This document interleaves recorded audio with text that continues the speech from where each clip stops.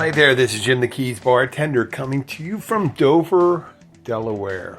Yes, I am in Dover, Delaware. We were in Washington, D.C. yesterday. I'm going to play a little bit of that, but let me tell you, we had to go Washington, D.C. I'll tell you more of that information in the recording, I guess. But what I didn't talk about on the recording we made from the restaurant, not that it's particularly exciting, was that I booked the flight for 6 a.m. out of Miami. We are about an hour away from the airport, so we wanted to give us some time. We wanted to get there, at least by 5:15. We didn't know how long the security check was, and the security check was. TSA lines were about 25 minutes, so we ended up getting to the plane around 20 up. But nice thing, I didn't give myself a ton of time, and I should have. But how early are you going to get up for a flight? We ended up getting up at 3:15. We went to bed at 9, slept 6 hours, and we went to, we were in Miami, but we got there around 5:05, and we had to walk down to the gate. We parked the car, blah, blah, blah, blah, and got to the line around 10 after 5. And it was already almost all the way through those curvy lines you had to go through back and forth. But it turned out they just started opening more of the security detectors, the metal detectors and the body scanners and stuff like that. So we started moving along quick. We got on a flight. If you have to drive in Miami to get to the airport, I'll tell you something. There's nothing like being on the road at 4 in the morning. At 4 in the morning. I guess you're not dealing with all the drunk people coming out of it. 3 in the morning probably get to be crazy. 2 in the morning crazy. But 4 in the morning, people are waking up. It could 4:30. You get some traffic, and we were able to park. I even took a picture of my parking space. I park at the in the airport. I know it's expensive and stuff like that, but there's nothing like getting off the plane and just walking to your car, getting in your car, loading on your stuff, and heading home. So we get on the plane. We get to Miami. Get the rental car. We get to BWI. We flew into BWI. Get our car at. It was 9 o'clock, and we're on the road heading to Washington, D.C. And we got there early. And what's the nice thing about getting there, we were going to park. I was going to park at a regular parking garage, but I figured we were going to check in the hotel. I made a mistake about that. But we got into the room early, and we were able to get to the appointment that we needed to, and I'll talk about that appointment. And we're we ended up going to, early on before I show this recording, we ended up looking for the Polish embassy, which I'll fill you in later on why that was. But I put in a Google search, and it took us to a place that said it was the Polish embassy, and lo and behold, there was a Polish flag in front of it. But there was also the Indonesian flag in front of it, and on the plaque on front of the building, it said the Consulate of Indonesia. And then we had to walk, instead of getting another Uber or anything like that, we got an Uber in there. We walked about a mile to the other Polish embassy. It said the Polish Office of Economic Development. So we went to that. Sorry about the noise. I got an indication. And Abby got in there, and she brought her paperwork and stuff like that. So while she was in there, we weren't able to get in there ourselves. Only Polish nationals were allowed in there at the time. Sky and I walked around, looked at the other embassies. And there's embassies and consulates all over the place. Some of the poorest countries in the world have these beautiful residences in Washington, D.C. And near Foggy Bottom. I think it was called Foggy Bottom area. But it was beautiful, beautiful homes in downtown, the capital area. And then we ended up walking all over the place. I mean, we must have walked 10 miles yesterday. We walked down from the embassy area, went down to the White House, which was about a mile and a half. And then from the White House, we went around and went down to the World War II Memorial, was in between the White House and the Washington Monument. No, it was between the Washington Monument and Lincoln Memorial, near a reflecting pool. And then we walked around there for a while, another mile or so. We must have walked a total of 7 miles before we got back to the hotel room. Then we got showered up and went out. And I'm going to play that bit right there with my family. Not that it's very exciting or anything, but it's something what we did. Let me see. Oh, wait, I didn't download that. Let me see if I can I add it? Let me see if I can add it while I'm talking on the fly. Let me see. Recent audio. There it is. I think I have it. Did I add it? There it is, 10:18. No. Hi, this is Jim, the Keys bartender. My daughter didn't want me to do this. It's Monday, October 18th.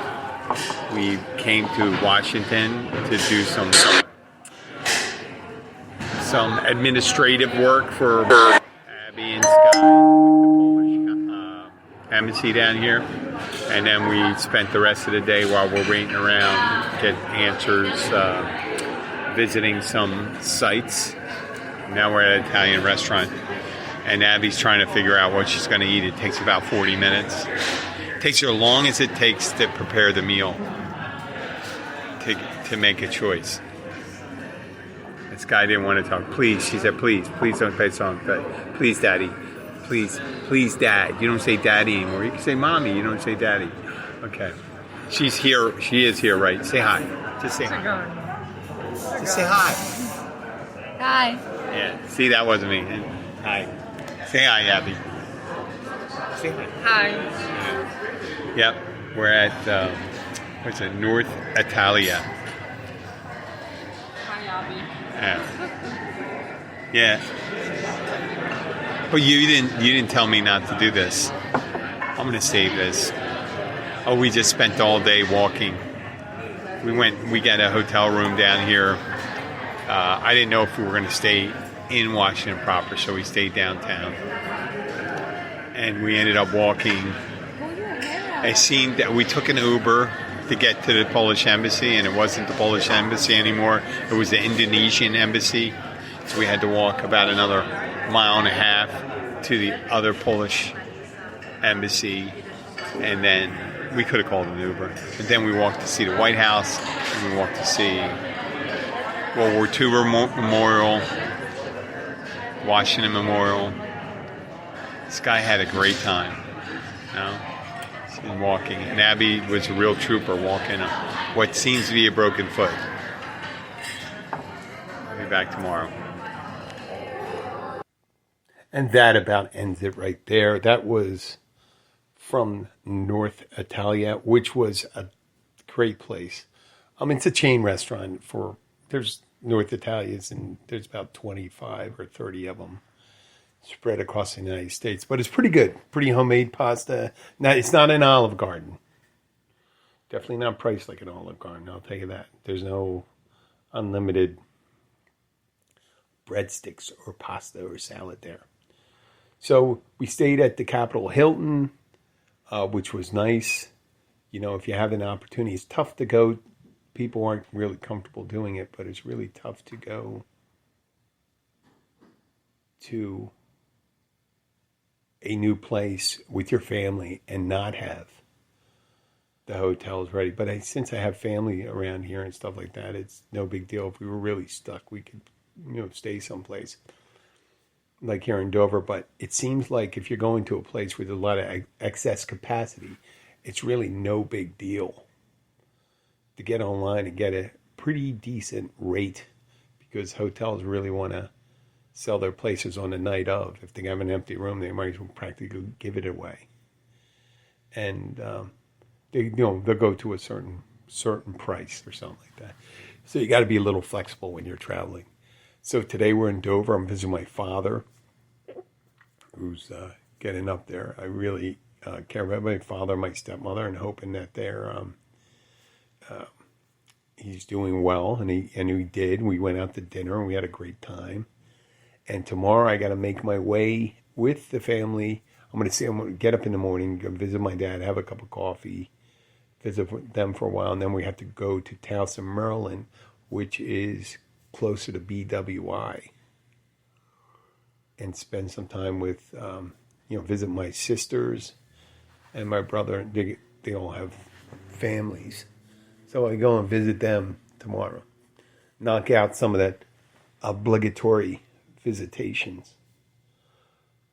But there's, just something you have to do. It's not necessarily vacation. People think that when you're not at work, you're not working. But that's not necessarily the case. It was interesting. I did notice that I've been down here before, been up here before, and I was driving from Washington, D.C. to Dover, and once you leave, about 10 miles after you leave Washington, D.C., you're pretty much in the suburbs and then the rural areas of let's say, it's a hard word to say, rural. We did that on the show. Go to Annapolis, go off the Chesapeake Bay Bridge into the eastern shore of Maryland, and then into Delaware. And all that ride down, there's a road, it was called Route 50, and then I think we were at 301, 302, Route 50 East. I do recall driving down a road before, and there used to be a lot of small restaurants in these little towns, tiny little local restaurants, and I don't know what happened to them, because we drove about 70 miles and we went past two restaurants. One was Red Hot and Blue Barbecue that we saw. I mean, there were signs for places off the beaten track, but you don't know how far. They didn't have those signs for you see on the side of the restaurant say, hey, these are the restaurants that are available at this exit. Some of the signs said there'll be places to eat, and they just don't tell you where it is and tell you it's a town you're going to. And we really didn't want to go like 5-6 miles one direction and look for a restaurant that we didn't want to really eat at, then come back. We were looking for something more local, not a chain restaurant. And we drove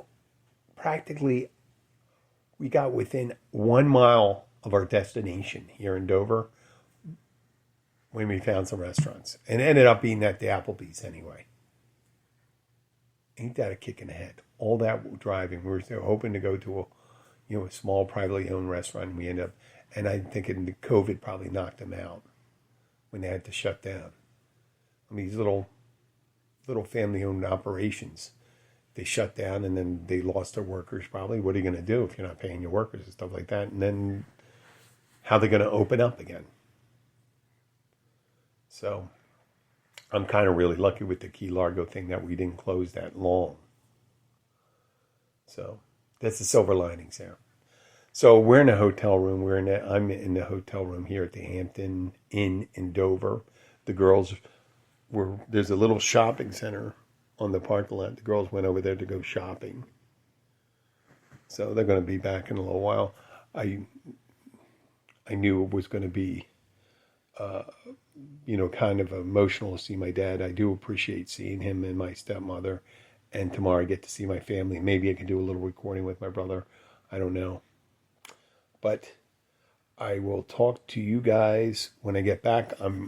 I got to send an email to this guy, Jimmy Hawkins, and hopefully we can do a broadcast together. It will probably be, I'm thinking it will be at the Caribbean Club. And I'm going to check it out on Thursday when I get there to see if I can get a good enough signal so I can do it from there. But I'm hoping to be able to do a live or a recorded podcast. I don't know how good the signal is. Do a recorded or live podcast with Jimmy Hawkins, a local celebrity. If you've been to Key Largo enough, you've seen Jimmy Hawkins. He's a local musician, and he has some interesting views on the world. So right now, this is Jim Horan, Keys Bartender, signing up. Decidedly not into Keys. In Dover, Delaware. And I'll be back, and I'll be signing off with our music. Talk to you later. Bye.